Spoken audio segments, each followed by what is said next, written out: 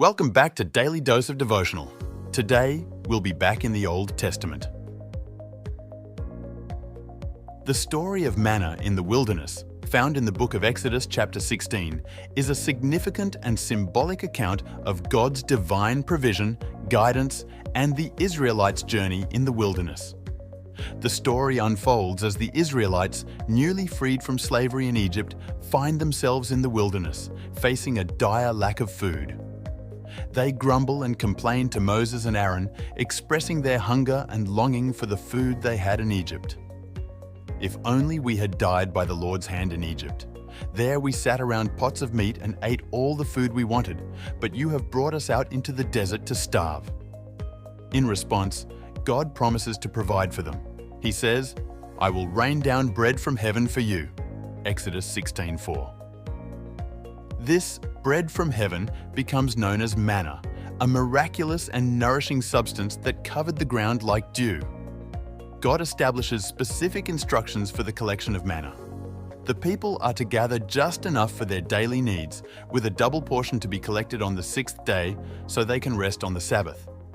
However, some try to hoard manna, fearing scarcity, and it spoils, teaching them a lesson about trusting God's daily provision. Manna sustains the Israelites throughout their journey in the wilderness, providing them with nourishment, guidance, and a tangible reminder of God's faithfulness. The story of manna in the wilderness is a powerful representation of God's provision and guidance.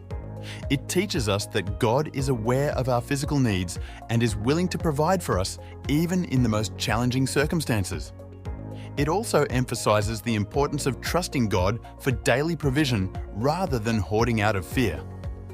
Exodus 16 verse 15 says, "It's the bread the Lord has given you to eat."